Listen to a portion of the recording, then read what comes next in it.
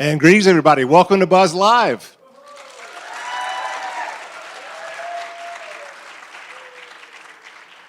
Thank you for being here tonight at the historic Lyric Theater in downtown Blacksburg.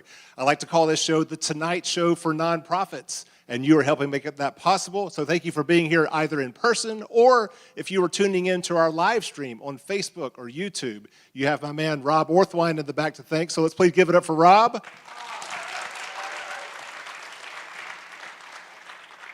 Now, my name is Michael Hemphill. I'm the creator and host of the TV show Buzz that airs on Blue Ridge PBS on Wednesday nights at 7 p.m., where we feature the great work that nonprofit organizations do in our communities. And we actually have a brand new episode airing right now on Blue Ridge PBS. This is Wednesday night. This is 7 o'clock. A brand new episode that is on PBS as well as on our YouTube channel. You're not allowed to watch it now because you're here with us, but after this show, please go to our YouTube channel. You can watch our episode starring the Franklin County NAACP. Now, the Franklin County NAACP has been working for years to try to fight with county officials on removing a Confederate statue that is on their courthouse lawn. Now, it's a monument in their eyes, not to some heroic past, but really a monument to slavery that they are trying to combat. Now, they've been unsuccessful in that quest, but along the way, they have discovered that within the county, there were 70 African-American men who called Franklin County home, who ended up fighting for the Union in the Civil War and the United States colored troops. And so they have been spending all this year trying to raise the shade about this unknown part of Franklin County history, and later on this year, they're going to unveil their own statue to the United States colored troops, one of only maybe 24 such monuments across the country to the United States colored troops. So we've been honored to walk alongside them, sharing their story, and I'd encourage you to go check out our episode that's airing right now on PBS to learn more about their inspiring work. Speaking of inspiring work, let's give it up for Blacksburg Refugee Partnership.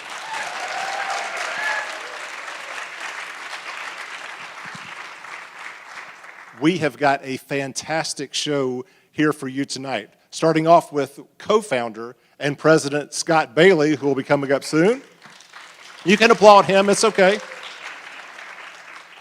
We will have board member and English language instructor coordinator Ann Abbott, joined by one of the partnership's amazing people whom they have served, Afghanistan-born and on her way to becoming an American citizen, Suhaila Suhail.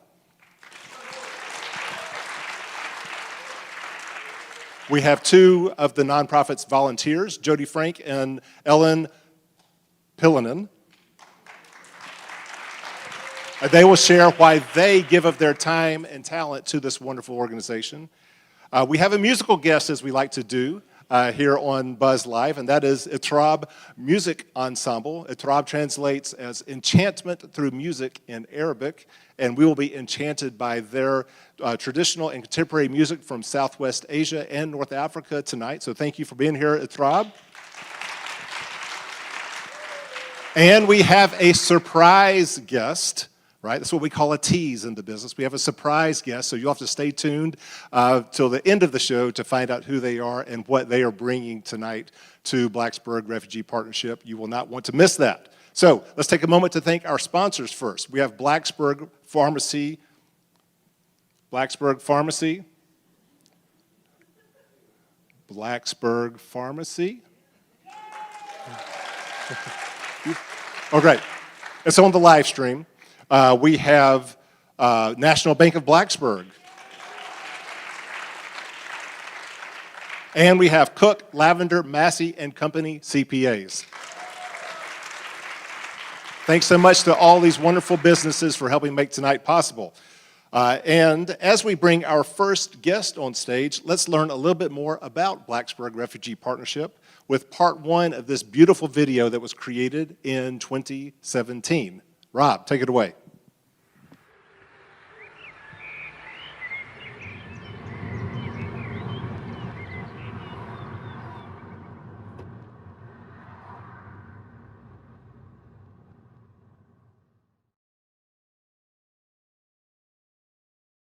ما خودم داك با وقتش کارم است، در وقتش خانه‌ام است. در پاکستان خو گمش که پاکستان آزاریش زیاد دیدم. اینمی دستایم کلا درد میکننی، اینمی زدن خوردیم زیاد. اگر پلیسش مرا زد کرده، خسر خیل مرا لد کرده، شبا ما نان نخوردیم، شبای رمضان ما گوشت خو کردیم، اولادم در پیشم، یا اولادم میزدن یا خودم.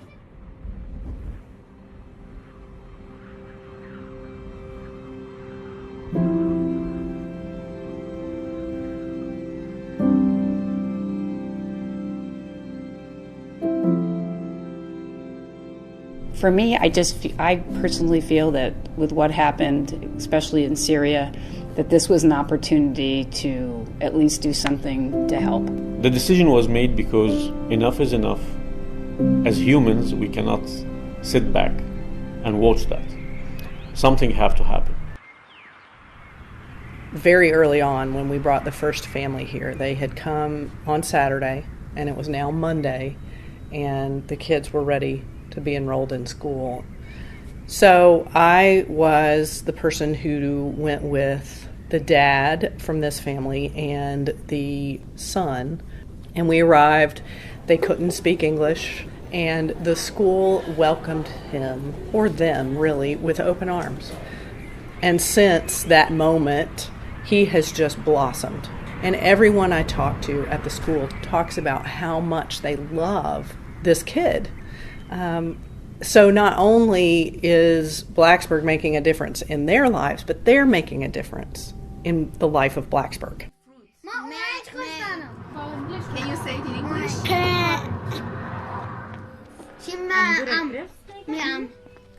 She's banana. She likes banana. This is my orange. Oh, she meant Apple? وأما میخوایم که پاکستان.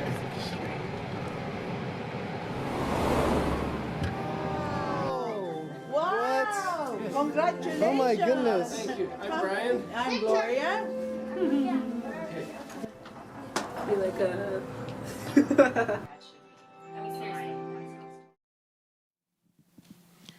Ladies and gentlemen, please welcome to the stage of Buzz Live, co-founder and president of Blacksburg Refugee Partnership, Scott Bailey. Thank you.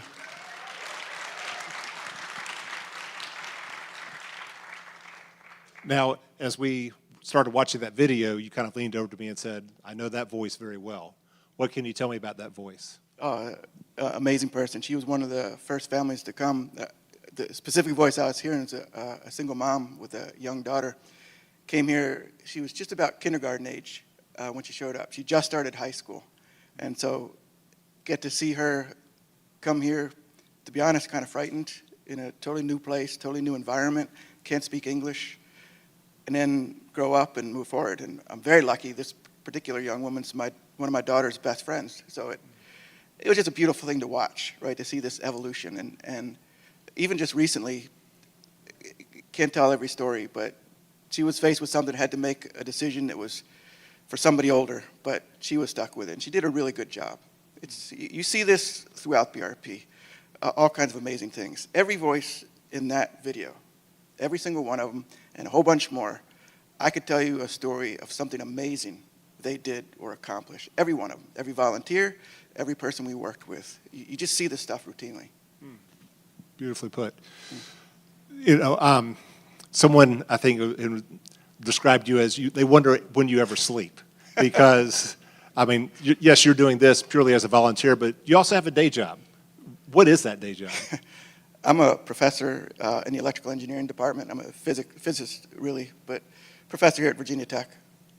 And what does that have anything to do with the work that you're doing with Blacksburg Refugee Partnership? I don't see much of a difference in it. And people laugh at me when I say that, but let me tell you this. If you're a professor in one of the great research institutions of this country, and you're at the stage of your career where I am, nothing to prove, but not nearly ready to retire or even able to retire, what are you about? You're about creating opportunities for students and young professionals. You're doing the research. I love the research. I love every aspect of it. What I get to do is phenomenally cool. But I like to see the looks on the faces of the students when they have an accomplishment. I build stuff that flies in space, so I've seen students operate things that were in space. The look on their faces when they do that, I know it because I had that same experience when I was in school. That's incredible. The look on the face of not just the people we work with in BRP, but the volunteers too. It's the same thing. I view it as creating opportunities. And when you look at it that way, it's the same job, both ways.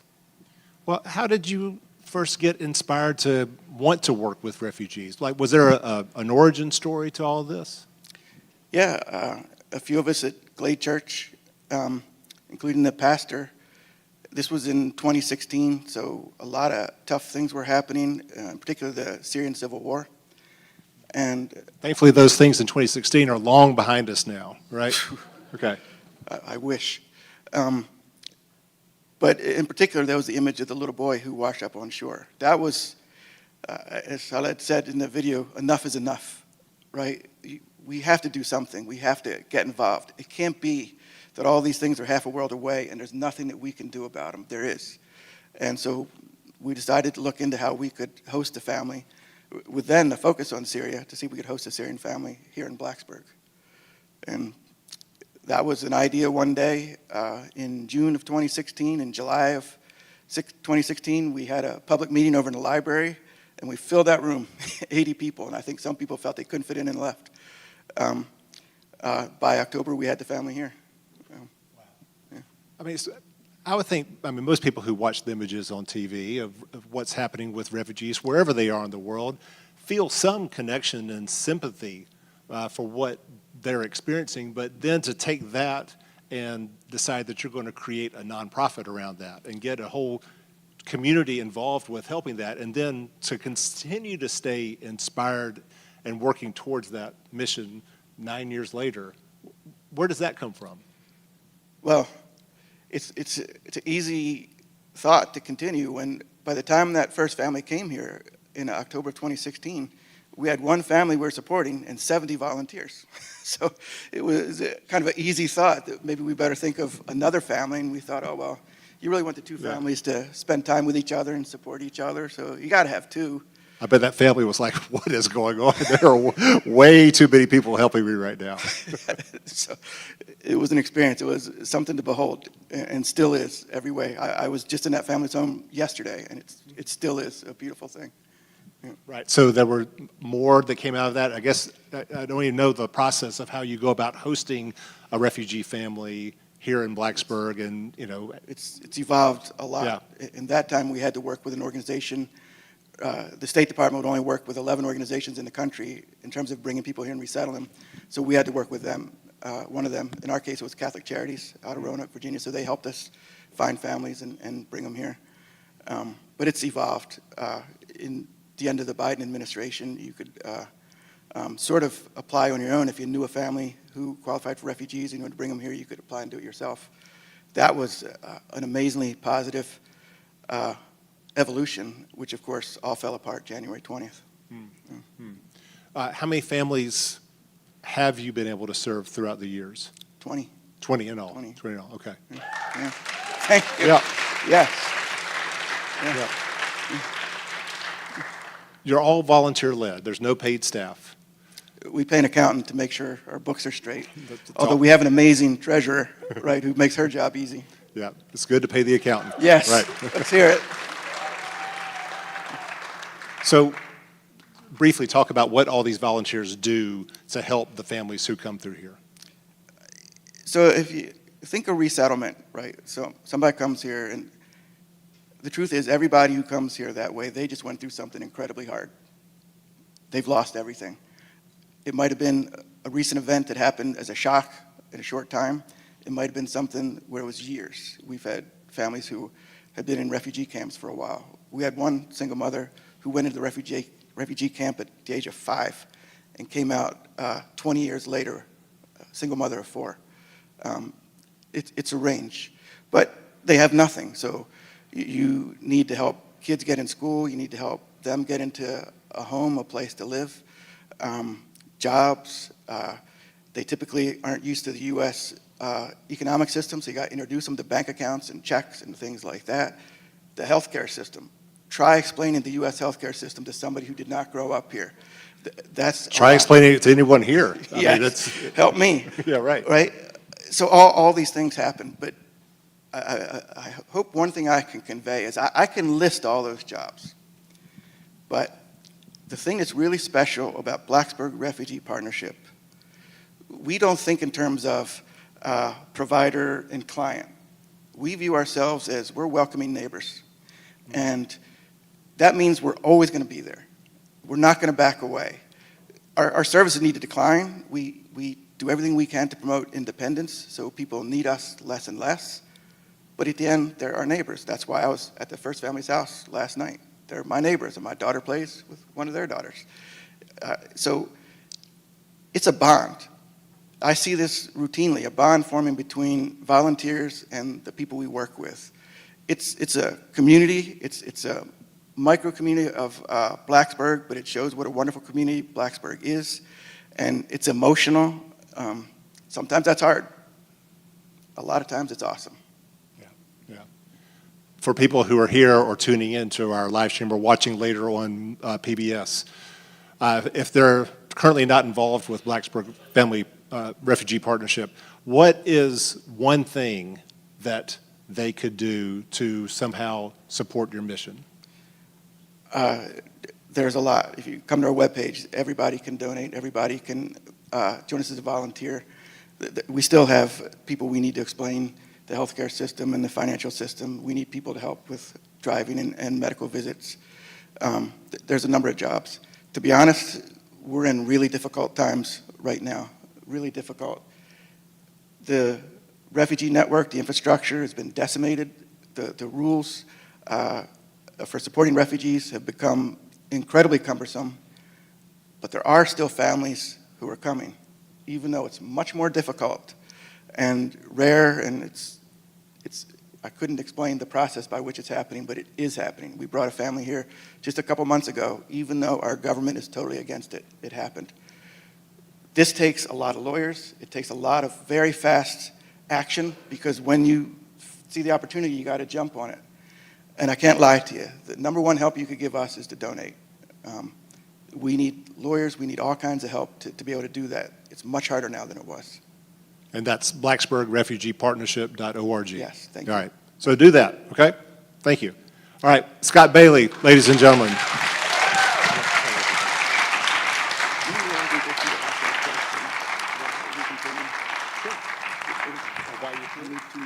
Yeah. Do you mind? Oh, go ahead.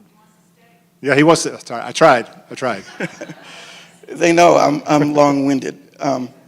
But I just wanted to talk a little bit about the motivation, because the motivation originally was, right, to do good, right? We saw what was happening in the world, and we saw those people, and we wanted to meet them and help them. That's not gone away. It hasn't reduced. If anything, it's grown, because the problems are so huge. But if you're going to ask why we're still motivated, why somebody should join BRP, what do you get out of it? Let me tell you a little bit about what it's like to be a member of BRP, right? You're going to meet somebody in a minute who came here 4 years ago after having lost everything and could not speak pretty much any English. And this is routine. Most of the people we meet are like that. But we have translators, volunteers who help with this, and we can communicate easily that way. But time goes on, they take English classes, they're working, they're doing all these things. And eventually you're talking to them one day about the banking system or their homework or something, and you realize, hey, we're not using a translator anymore. This is you and me talking, having a conversation, and we don't need any help. That is an awesome experience.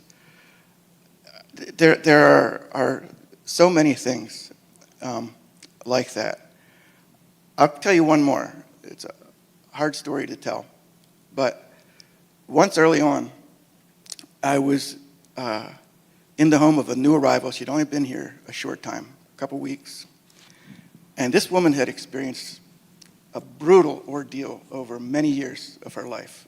It's a phenomenal story. And she's a poor single mother, a very difficult story.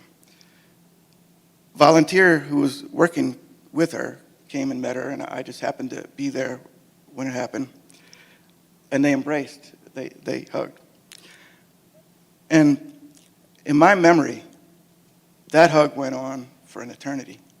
I remember this very clearly because I saw the expression on that woman's face, who I believe had not known any sort of comfort or welcoming or belonging or happiness or joy in years.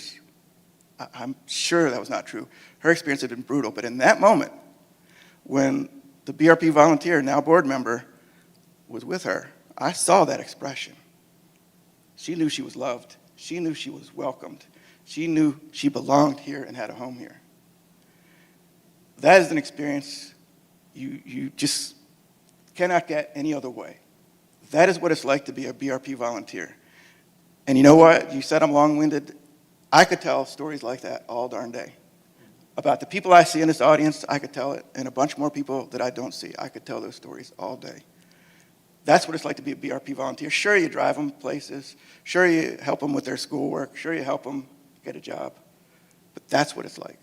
You know you made a difference in somebody's life, and they will make a difference in yours. Thank you for letting me have a second chance. Stay right there.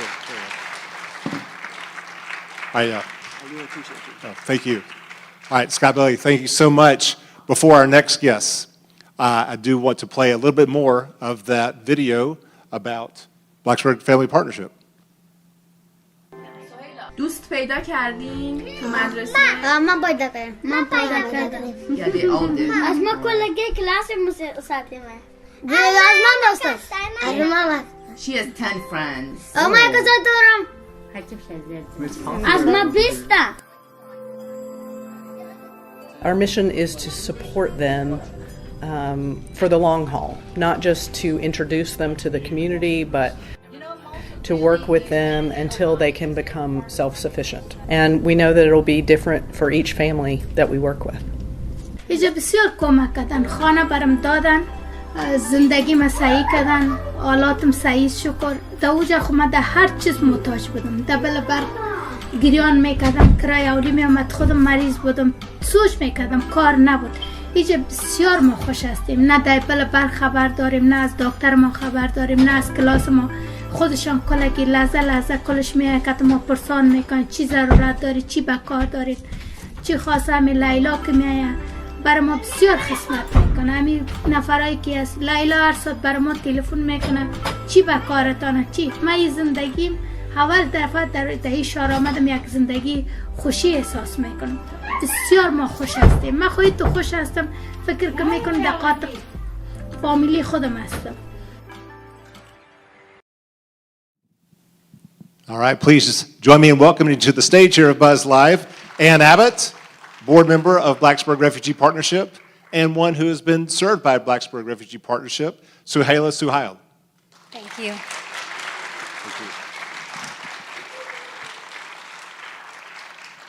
Suhaila, if you wouldn't mind, share with us whatever you're comfortable sharing about your journey from Afghanistan to Blacksburg. In 2021, when the Taliban took control of Afghanistan, I was officer there in National Army. I had to leave Afghanistan, and then I leave Afghanistan. On that time, I came to Qatar, and then in DC, and then I went to the New Mexico. I was there for 2 months, and then I came to Blacksburg. One of my friends, her name is Anita. She introduced me for a BRP group, and I came here. Wonderful. Thank you. Yeah, and it's my understanding, so that was 4 years ago. Yes, in 2021. 2021. Yeah, almost 4 years. That you did not know much, if any, English at that time, and now you are not only a student at New River Community College. Yes, you're right. Yeah. Yeah. And you have a job with dining services at Virginia Tech. Yes, yes. I studied English for 2 years at LCI, Virginia Tech, and then I went to the college. Now I'm studying at college. Yeah, right? Wonderful. So with all of that, what is Blacksburg now to you? it's my home. It's my homeland. Because Blacksburg or United States gave me freedom, education, and everything.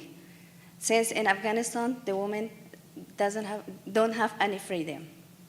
Yeah. I love Blacksburg, and I love the people of Blacksburg. It's a quiet city, and I love it. Yeah. Well, I think the feeling is mutual. Yes. Right. Yeah. Yes, the nature is also so beautiful. All right, if you would mind handing that to Ann, I want to get your perspective. Now, I think we've all gotten a sense of perhaps what you as a volunteer do for the refugee families who come to Blacksburg. But for like Suhaila, what has she done for you? How much time do we have? As much time as you need. Well, Scott does that, yes. I think that the word resilience gets used so much now, it almost has lost meaning, but what the people that meet our wonderful families at BRP, they see that. That is the word. They're so determined, and it inspires us. There are so many stories, as Scott was mentioning, that we could go on and on about, and I know that we don't have the time, but they're our neighbors, they're part of our community. They have faced things that we couldn't even imagine having to face, and yet the determination that they're showing every day, they're taking care of themselves, they're taking care of their siblings, their parents, they're taking care of their families back home. They're really in trouble there. And with communication the way it is today, they know that, and they're trying to help them. They want to learn English. They need a job. They need to send money home. They need to save. They need a car. And they're doing that. They're working all the time. I get to spend a fair bit of time with some of the women and men of BRP and through English instruction, and they work so hard. English is a very hard language to learn, and they come with all different skill levels, and we laugh. I've learned how hard English is really through watching them. Yeah. And it's just something that I think has enriched all of our lives to see what they have faced, and yet they're here and they're part of our community. Would I have said, I'll probably be sitting on a stage here with this woman talking about an organization that she's starting, and I would never have guessed that. We're full of surprises here, and I think if I could just share one story that I think really shows the determination of the families here. There was a single mom who came here. She was not literate in her own language. She worked very hard. Anyone who met her loved her. She'd smile and just so loving, so wonderful. And she struggled to learn English, but she kept on going always. She was working full time. She had her 2 children to raise, her daughters, and she was ready for citizenship. So many volunteers worked with her to prepare her for citizenship exam, and it was very exciting, and we were all pulling for her. And she would be one of the first women, or first families to gain citizenship who came to BRP, and so there was a journey to, I think, Norfolk maybe, and she didn't pass, and she was crushed. We were all crushed for her, and a lot of tears shed by everyone. The next day in the morning, I went to see her, and I was kind of a little fearful because I just thought that she'd be curled up in a ball, like I would be. And, I knocked on her apartment door, and I went in, and there she was in the middle of the floor with all her papers, all her note cards. She had her YouTube video going. The very next day, she was back studying. And I think that just represents, you could find a story like that with all the people. It's just, it's incredible. It makes me want to cry when I think about it. Right. Yeah, and she passed, by the way, the next time. Yes, she did. Yes, she did. Yes, she did. Yeah. Amazing celebration. Yeah, we think we have problems, and well, that's we need to look to our refugees for inspiration and hope. That's exactly what I feel. It's like sustenance for the soul to know that there are so many good people that can persevere despite really terrible odds and a really bad turn in their life situation. And they're and they're doing it here. Well, not only that, I mean, you've got enough on your plate just, trying to help yourself, but you're giving back now by trying to help other women from Afghanistan. Can you share with us about that? This is an awesome story, everybody. Yes, since it's so difficult to be a new country, living in the new country with new culture, and next to this problem or hard working, I'm trying to help Afghan women in Afghanistan because the Taliban took everything from them, like freedom, education, job, everything. Just the women stay at home. They cannot go outside. They cannot do anything. I would like to help them also. And so what have you done to help them?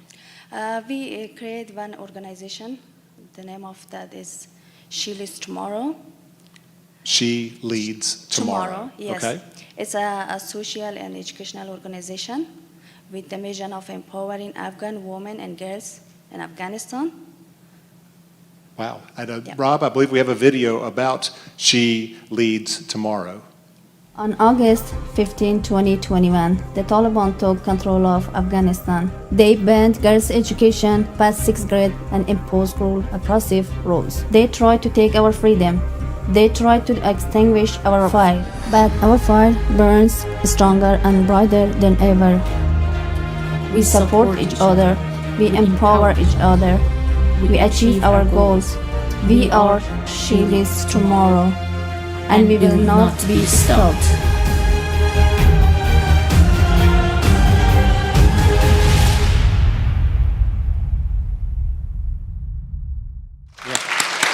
Thank you. So what are you doing through She Leads Tomorrow to help Afghan women and girls? We're trying to find a educational, like a scholarship opportunity at university and school, and providing financial help for the student. We provide leadership training, and we motivate them to follow their dream. Okay, wonderful, wonderful. Thank you. Yeah. How can we help you with that mission? How can we help? Oh. Tonight I'm here to be a voice of Afghan women, and I call to international community and university by opening a scholarship for them, donating money for them, and volunteering to teach. We need your help. Okay, yeah, please. So She Leads Tomorrow is actually an active organization. They're already doing classes, online classes. There are over how many people? 300. 300? 300 people, young women, and they are taking algebra, they're taking English, there's classes on job prep. I just saw something on Facebook today, a new class that they're doing. So they found teachers, they're teaching online, they have conversation groups, they're all being a support to each other. They're doing this in secret, but it's not just an idea that she's working towards, it's actually happening. And it's amazing. The more I learn about it, I can't even believe it, actually. And so how could we help? Where do we go to help? I think you better answer that. How can we help? GoFundMe? There's a GoFundMe? Oh, yes. She Leads Tomorrow has a GoFundMe. Okay. Please help them to provide education for them, internet for them, or computer for them, and providing financial things for everything, like education, computer, anything. Okay, so GoFundMe, She Leads Tomorrow.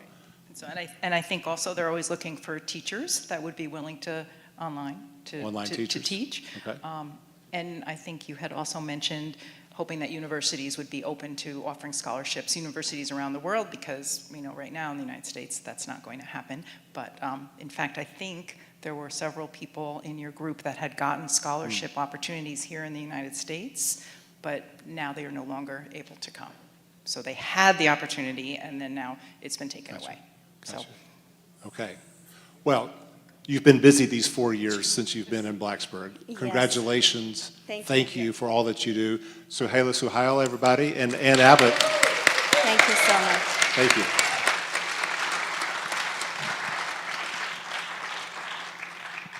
And with that, it is time for our musical guest here at Buzz Live. I would like to invite to the stage Itrab, which again is Arabic for enchantment through music. Yes. And they are going to enchant us with some music of Southwest Asia and North Africa. So, thank you so much.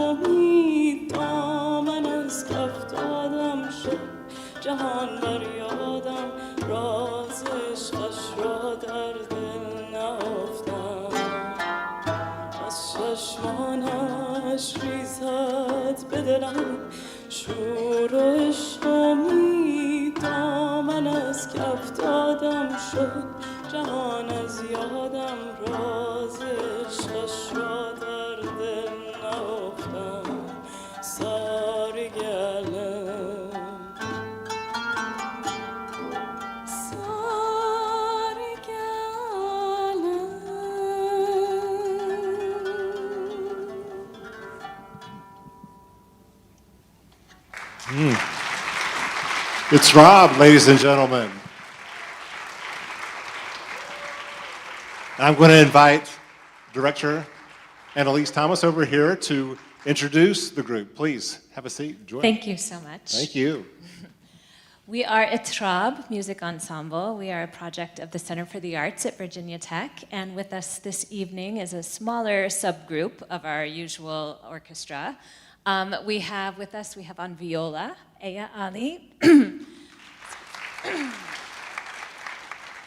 We have on oud, Dr. Montasser Abbas. On vocals, you heard just now Sahar Farza. On percussion, and you'll soon hear vocals, Gabrielle Shaheen. And our two percussionists here, we have Aranjoy Basak and Diego Urquizo. Wonderful. What was the song about? The song was about a blonde girl, is that correct? And how beautiful she is. Come on, you can if you want. Yeah, just use that mic, sure. So it's basically talking about like it's a lover, basically, the lover of, there's the girl that has this, talking about the blonde hair, long hair, and it's just like talking about how the heart is missing her, kind of, and it has the kind of like the sadness of having her apart. So yeah, it's kind of like explaining the love and how beautiful she is in general. Yeah. And that was a song we sang in Farsi here, but in our performance we did it also in Azeri, and there are some other versions of the song as well. Oh, wonderful. Thank you so much.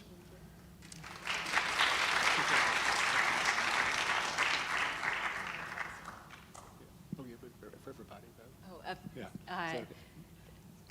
Is that okay? Okay. Yeah. Do you all mind? He's asking about the nationality of everyone here. Can we just can I run around and let them please. say it on the microphone? I'm Egyptian American. I'm Sudanese American. I'm Iranian, also known as Persian. I'm Lebanese American. Indian from West Bengal, so that makes me Bengali. I was born and raised in Peru. Excellent. All right. Thank you. Yeah, so we come from all over. Yeah. And how about you? I'm from Blacksburg, Virginia. I am a rare Blacksburg born and raised kind of person. Okay. A lot of people come here for Virginia Tech, and right. most of our members have some affiliation. Not all. We have a number of community members that join the group too. But yes, I'm from Blacksburg originally. Well, what inspired you in particular? Did you create this ensemble? I did. What inspired that? In 2014, I had formed an ensemble like this before at Brown University when I was doing my graduate work there. I also had the experience of being introduced to particularly Arabic music, but also Turkish and Greek and some other countries around the region in an ensemble when I was an undergraduate at William & Mary with my mentor, Dr. Ann Rasmussen. So this is kind of a replicable model that students of mentors like her, and Dr. Jihad Rassi was kind of the original mentor in this model from UCLA. So a few ensembles like this exist on college campuses. Okay. And they all have a very different character, and it's really been wonderful to grow with this group over the last 10 years. Well, what is your mission? My mission is to bring people together and create connections and understanding through music and the arts. Mm-hmm. And luckily, I found people with a similar mission in the leadership of the Center for the Arts. Actually, the ensemble started 10 years ago with the support of the Center for the Arts. We were working on programming related to music from Muslim cultures. And there was a great synergy. They gave me the opportunity to start this ensemble, and it's just grown from there. Wonderful. Well, thank you so much for being here. Thank We're going to you. hear another song from you in just a few minutes. Yes. Thank you all so much for being here.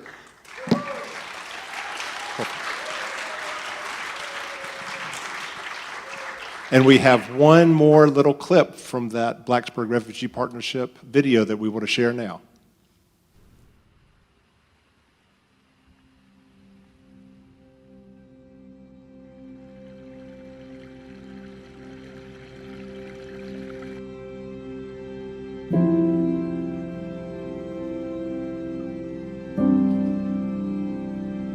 I hope that the children can get an education and that they can dream big dreams and live toward those dreams, whatever they might be.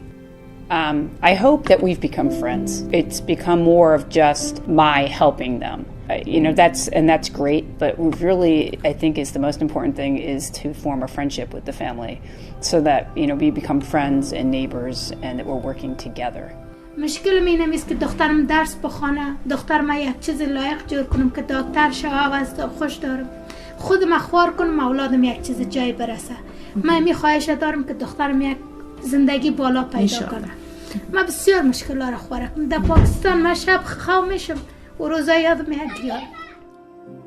My other dream is for the parents, for the adults, that they would be able to know that they are safe, that their children are safe, and that there are people really rooting for them and want them to thrive and grow however they want to thrive and grow. So that it's not us dumping what we think is right on them, but that we can empower them to become the people that they want to be, whatever that might mean. And I have a whole bunch of other dreams too, but that's enough.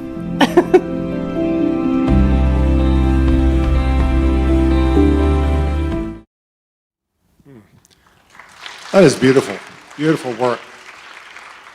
All right, well, it's my pleasure to have here on stage at Buzz Live two volunteers extraordinaire with the Blacksburg Refugee Partnership, and that is Jody Frank and Ellen Polonen. Peel and close? Okay. I'll get it right eventually. Jody, you are a team lead volunteer for a family of 5. And I was just hopeful you could, whatever you're comfortable sharing about this family, their journey to Blacksburg. Sure. There's a book in it, but to sum up, the man was an employee of the U.S. in a war-torn country, and his work involved safeguarding American lives. Their lives were in danger directly because of that work. So they were granted emergency humanitarian visas to get them here. Sorry. Check, check. Maybe just hold it like that. Thank you. Okay, is that better? Is that better? Okay, do that one more time. All right, so the man was an employee of the U.S. safeguarding American lives in a war-torn country, and their lives became threatened directly as a result of his work. So they were granted emergency humanitarian visas to get them to safety. However, there was no support waiting for them on the other side. They literally basically put a pin in a map of the U.S. to a big American city and landed and tried to figure out how to apply for asylum, what to do next, how to get help until they were allowed to work.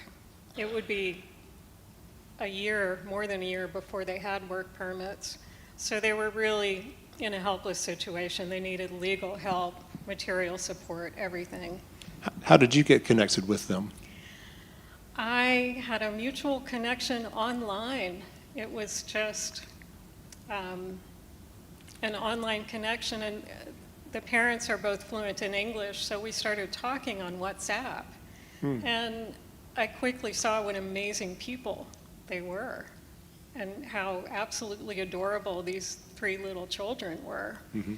And I just started making phone calls thinking surely I can find help for them in the city where they landed, but for various reasons, their visa type, their country of origin, all the doors were closed. No federal funding was going to be available to help them. And then someone, a friend who is an immigrant himself said, you know, really, it's easier to get help in small towns than big cities in the U.S. because the big cities are so tapped out. All the refugee support organizations are overwhelmed, especially near the border. So I just thought, why don't I look here? Why don't we just bring them here? And Yeah. I came across a newspaper article about BRP. I hadn't heard of them before, and I just knew immediately that these were the people who might be able to help. Yeah. And what has happened since? Well, after hearing their case and a lot of talking, a lot of discussion, BRP agreed to take on this family with me as their main volunteer and many BRP volunteers and board members stepping in to help. And it was just a whirlwind of fly them out here, get them an apartment. The whole BRP volunteer network swung into gear, furnished an apartment for them. I just couldn't believe how Wow. quickly and smoothly it all happened. And that was 2.5 years ago, I think. And the story that sticks in my mind, when they first arrived, they were staying in a seedy extended stay hotel, just trying to figure out what to do next. And the little girl that was sobbing, I can't understand what people are saying. I want to go home. And that little girl is now completely fluent in English and a gifted and talented student in elementary school. Wow. Beautiful. Yeah.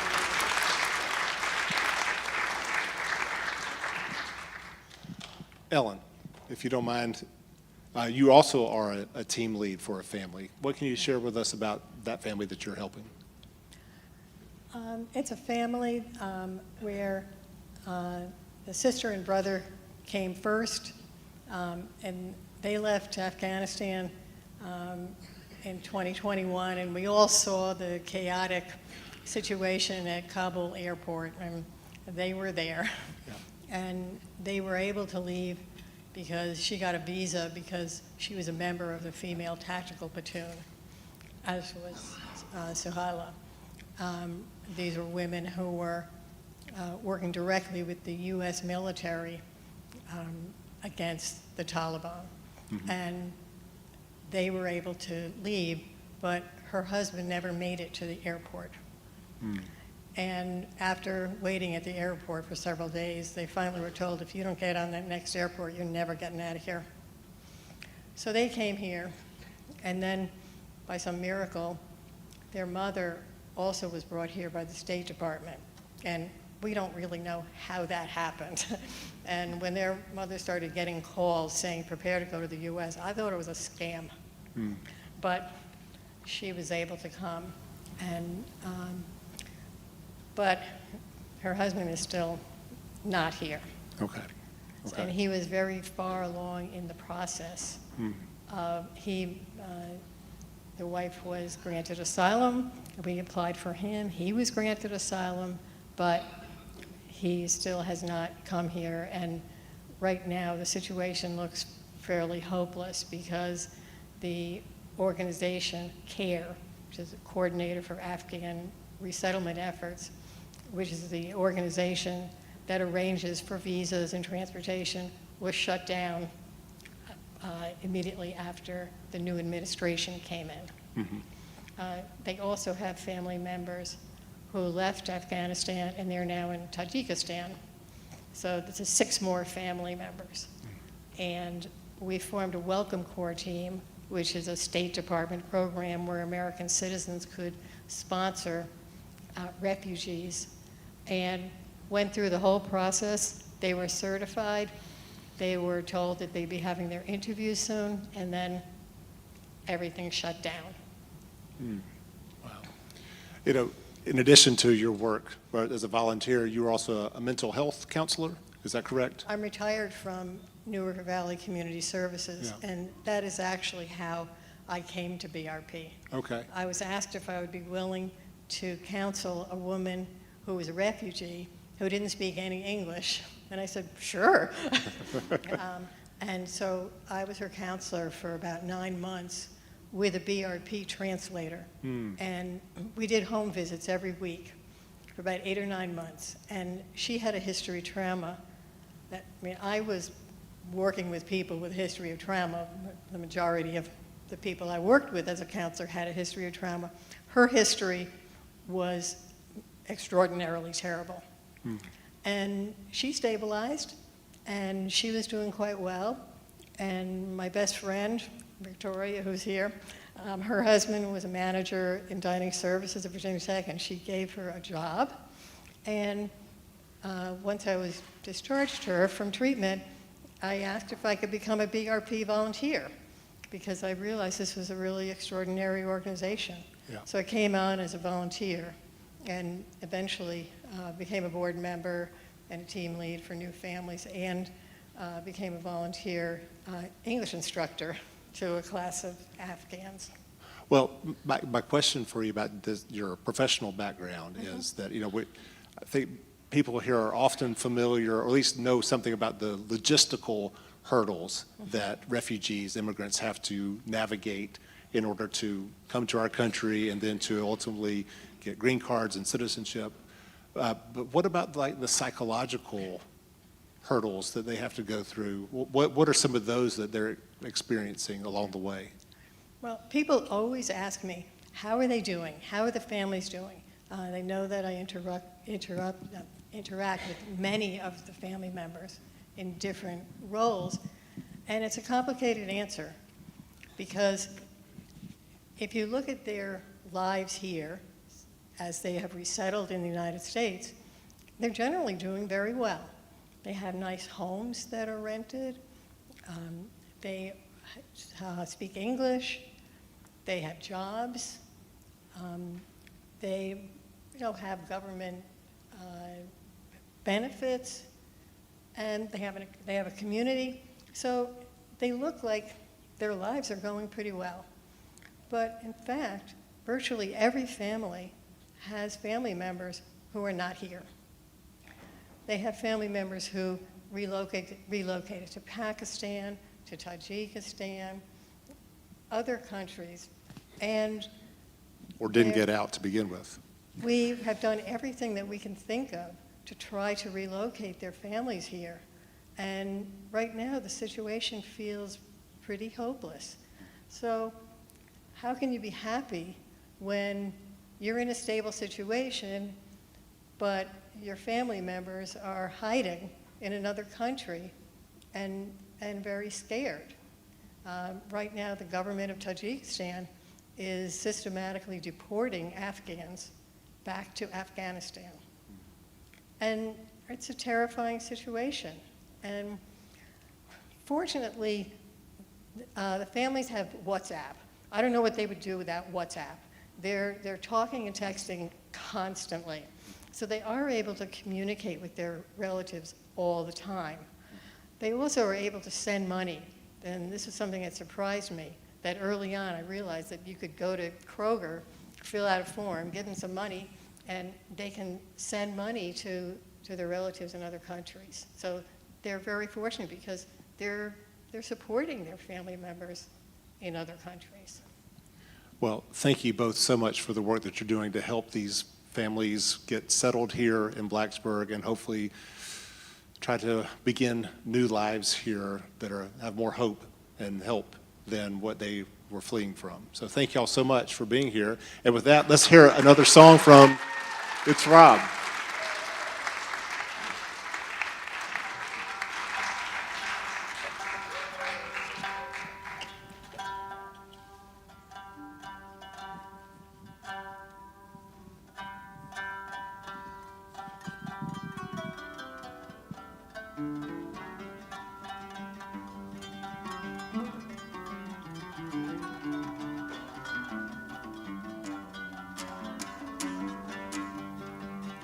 ليلة لو باقي ليلة في عمري أبيه الليلة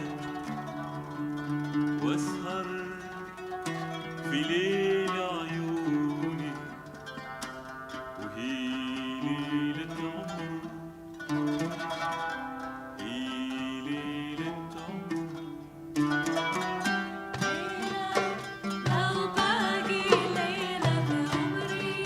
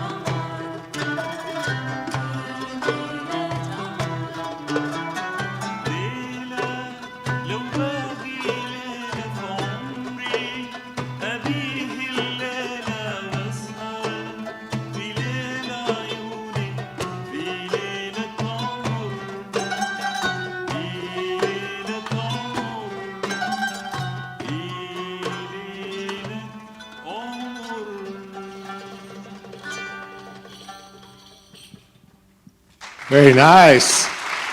It's Rob. And with that, we have one more guest tonight, and that is our surprise guest. Please welcome to the stage here Alexa Casey with 100 Plus Women Who Care, along with Angela Vikasland with Blacksburg Refugee Partnership.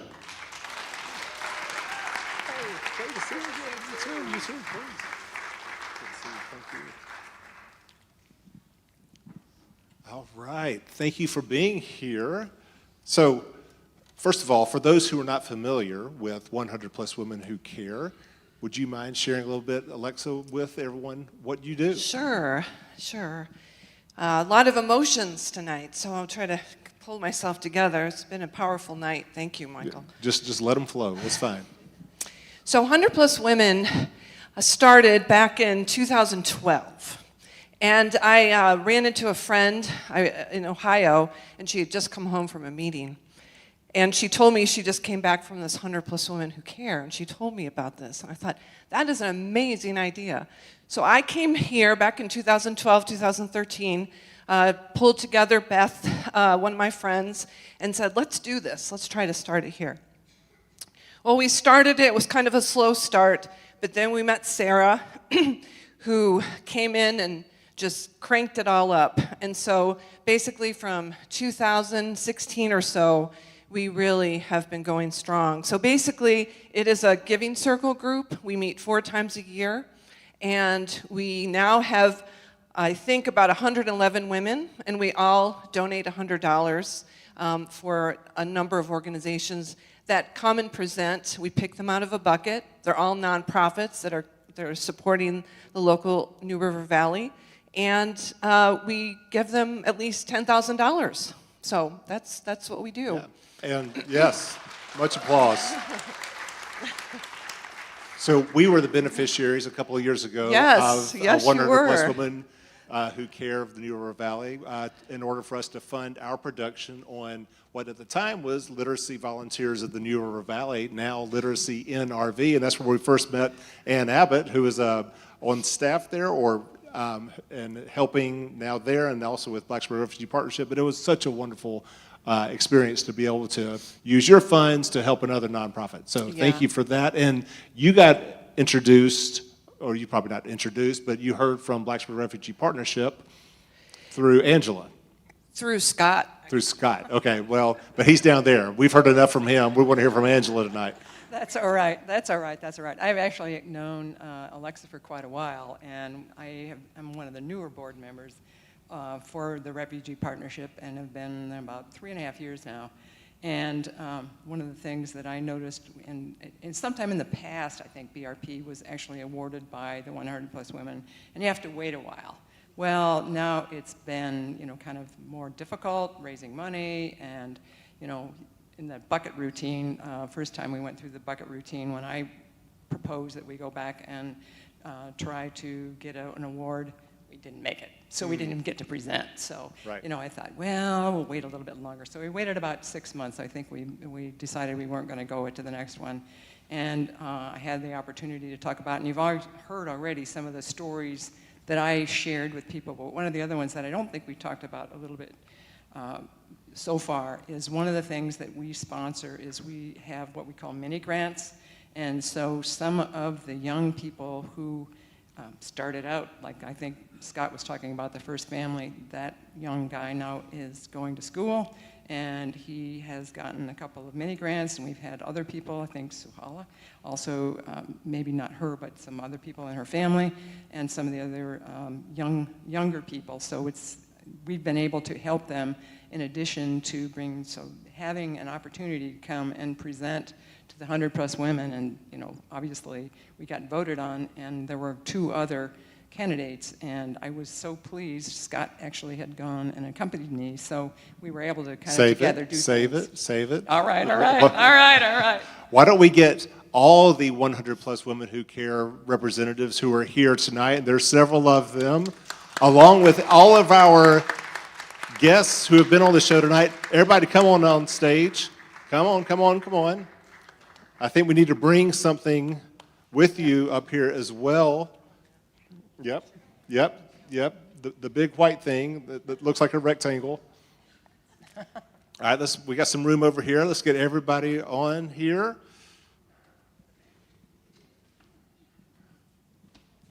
Come on up, come on up, come on up. Yeah, let's get you. Oh, this is lovely. Y'all just keep coming.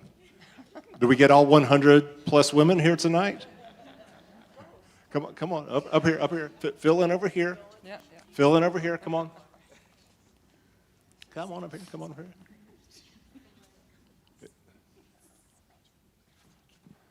All right, so maybe Scott, maybe you should be up here as well to receive this large white rectangular thing.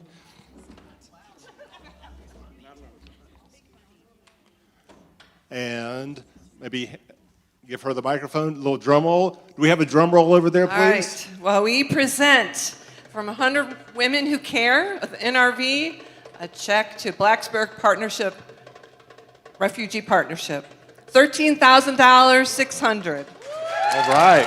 So, yeah, so deserving and so excited, and we love you so much. I'm really tickled. I didn't know how much it was until I got here today. Yeah. So, I kept telling people, that it's a minimum probably of 10,000. I said, but it could be more. So I am really pleased. So thank you very much. It's always good that it's more, right? Absolutely. Yes. Scott? This is what Blacksburg is like. Take the mic. Feel free. I just want to say this is what Blacksburg is like, right? BRP is one example. Literacy NRV is an example. The YMCA is an example. 100 plus women, great example. Blacksburg is an incredible place. We're all lucky to live here. Right. Well, many thanks to everyone for coming out tonight. That's going to do it for our show. I do want to thank our sponsors once again, Blacksburg Pharmacy, National Bank of Blacksburg, and Cook, Lavender, Massey and Company CPAs. Thank you so much for supporting tonight. Thank you to 100 plus Women Who Care for making such a wonderful donation to Blacksburg Refugee Partnership. Thank you to Blacksburg Refugee Partnership for all that you do to support these wonderful people who are part of our community, our neighbors who are here. Thank you so much. And with that, I will ask Rob to play us off here. Thanks so much for being here tonight, everybody. Keep being a buzz for good.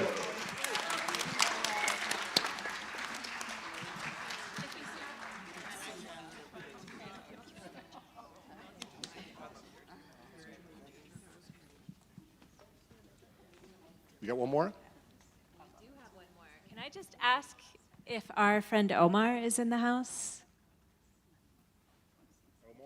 Omar, are you here? Oh, well. We were hoping to have a special guest, too. But anyway, we're going to close it out here. All right, excellent. Thank you so much. Thank you so much. That's wonderful, wonderful.